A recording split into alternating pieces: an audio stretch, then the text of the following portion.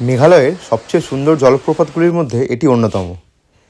এই জলপ্রপাত ঠিক যতটাই সুন্দর ঠিক ততটাই এখানে পৌঁছানো কঠিন। এখানে পৌঁছানোর রাস্তা বলতে এরকম বাঁশ কাঠ দড়ি দিয়ে তৈরি করা রাস্তা, এর মধ্য দিয়েই ট্রেক করে নামতে হবে। আমার বন্ধু অভিজিৎ আইচ ওর ভারী শরীর নিয়ে খুব সাবধানতার সঙ্গে ধীরে ধীরে নেমে আসছে। এই ওয়াটারফলসটি স্থানীয় লোকেদের নিজেদের ঝামেলার কারণে বছরের বেশিরভাগ সময় বন্ধ থাকে, কিন্তু আমরা ভাগ্যক্রমে এটি খোলা পেয়েছিলাম। মেঘালয়ের বেশিরভাগ সুন্দর ওয়াটারফলসেই আপনাকে এরকম ট্রেক করেই যেতে হবে, কারণ ভালো ওয়াটারফলস দেখতে গেলে এরকম ট্রেক করা ছাড়া কোনো উপায় নেই। এই ওয়াটারফলসটি দেখার জন্য প্রথমে একটি ভিউ পয়েন্ট রয়েছে, অনেকে সেই ভিউ পয়েন্ট থেকেও ওয়াটারফলসটিকে দেখে চলে যান, কিন্তু আমরা সম্পূর্ণ নিচে গিয়ে ওয়াটারফলসটিকে দেখব। এটা হলো ওয়েসাডাং ওয়াটারফলসে যাওয়ার ট্রেক। মানে এইরকম চ্যালেঞ্জিং ট্রেক সত্যি, মানে একটা ওয়াটারফলস দেখতে গিয়ে এত কষ্ট করতে হবে কখনো ভাবিনি, কিন্তু এই কষ্ট শেষে সামনে কি আছে দেখাচ্ছি।